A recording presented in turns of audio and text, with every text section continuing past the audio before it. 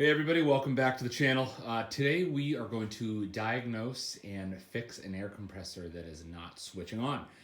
This is a 6-gallon Central Pneumatic. It's a Harbor Freight machine, but I actually got it at a pawn shop for 40 bucks. They go for 120 with a coupon to 99 occasionally. So it's a great compressor if you're looking for one to kind of handle most everything that you do in a shop. But anyway, so first things first, I have it plugged in right here, and the machine will not switch on. So what is that telling me? It's telling me that it's not getting power to the switch because the switch isn't even illuminating. So power obviously comes from here. This is plugged in, and I actually plugged something else in there to test it, so that's good to go. The wires in here are all connected and fine. I actually just checked those and taped them up. Should have filmed that. And so it's got to be something internal, and I am willing to bet that it's the switch and one of the contacts that are in the switch. So what you got to do is you got to take this cover off. Actually, the first thing you got to do is unplug the compressor because you don't want to screw around with electricity. So you got to pop the cover off. The cover is going to take a T30 wrench to get it off. So this is a T30, and then you got 1, 2, 3, 4 holes right there, so go ahead and pop those off. All right, the torque screws are out, and if you don't have a magnetic cup, I may have said this in my previous videos, get one. They're $1.99, $2, $3, whatever they are. Gotta get it because you can be working on anything and just slap it to the side. It's super helpful. All right, screws are out, so you go ahead and pop the cover off and take a look. And it looks like we found the problem already.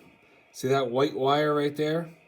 That is disconnected from the switch. The switch is right there. Looks like another one of those contact covers came off. But that looks to be the problem right there. So we're going to go ahead and try to reconnect that. All right, coming back into it. So I repositioned things to make it a little easier for everybody to see. So basically this contact right here came unplugged from the switch.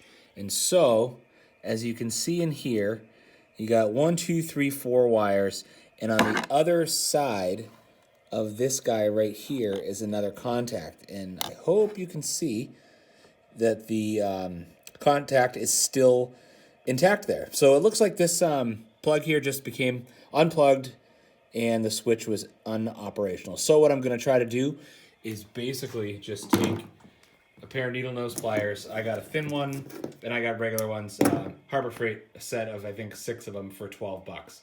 You're going to notice I talk about Harbor Freight a lot. Buy your tools there. It's the best. But I'm probably just going to take pliers like this. I'm going to fish it over and try to plug it in. Can't really do that holding a camera and doing it at the same time, so I'm going to put this down, and let's hope it works. All right, everybody, so I plugged it in. I'm sorry. Let me start over. So I got the plug in there. It's in there nice and snug. And I also cinched this cap back on there. It had been creeping up the wire. And then I plugged the compressor in. But I'm sorry for my camera work here, everybody. But just for example, when I switch it on, I got nothing. So that tells me we may just have a faulty switch. So I'm going to unplug everything from the switch, and we're going to pop the switch out and take a look at it. And as you can see, as I was just moving things around, this just popped right off again.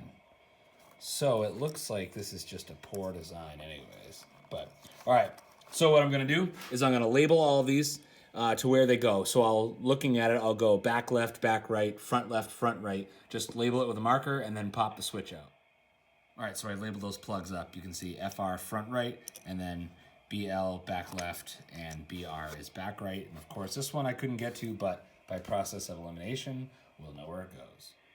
All right, everybody, so I popped the switch off, and I actually labeled it top, so I know which way to put it back in. And what I found was that one of the pins, which is this one right here, and again, I apologize for my filming ability. So this pin right here is up higher than the other ones. So it looks like it came out of the socket. I can even push it down. So that's not good. It's supposed to be set in place. So what I'm going to do is I'm going to get it set up on my vise, and then I'm going to put some super glue on it, and I'm going to clamp it down and let it sit for a minute or a couple and see if that'll do the trick. So I got my super glue here, and guess what? It's Harbor Freight brand. Directions say here is to make sure everything's dry, yada, yada, yada. Do 1 drop per square inch and clamp it down for 15 seconds. So, and again, like I've told you guys many times before, always wear gloves, especially when you're using any sort of solvent or glue or anything like that. So, I got the switch in the vise here, and this is the tricky pin right here. There we go again. I did not go to school for film. So what I'm gonna do is just drop some super glue in there, and then I'm gonna clamp it down, and we'll see what happens. All right, so I got plenty on there, and then I'm just gonna very slowly crank it in. Ooh, you see it move? There you go. Now it's clamped in, and it should be seated just like the other ones. And so we're just gonna hold it there and see what happens. All right, as stated before, I can't do some things while I'm holding a camera in the other hand. So I clamped it down, as you saw. I threw the glue on there. I waited 3 or 4 minutes, and the pin stayed in place. So what I did is I just put super glue all around every other contact. And also, I don't know if you noticed, but there's writing on the pins here, or contacts, whatever you want to call them. So it looks like maybe somebody else had this apart before me. So I just figured I'd glue all of them down. So I'm just going to give that a few minutes and let it dry, and then we're going to put it back in and see what happens. All right, now it's just reassembly. So step 1, put the switch back on. Step 2, connect these contacts. All right, third step is just to get the cover back on. So it may be a little bit tricky getting it to sit exactly where it was because there's a lot of wires and everything underneath there. But I know you couldn't really see with my awesome camera work, but eventually it will just slip right on. And then you're gonna throw these on. But beforehand, I wanna connect this to a power source and see if it actually worked. All right, it is connected to a power source. Cross your fingers, moment of truth.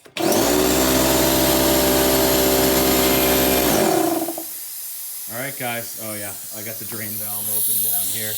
There it is. That's how to fix an air compressor that won't turn on for free. I had the super glue already laying here, so that's really the only thing you could consider parts that I put into it or money I put into it. So,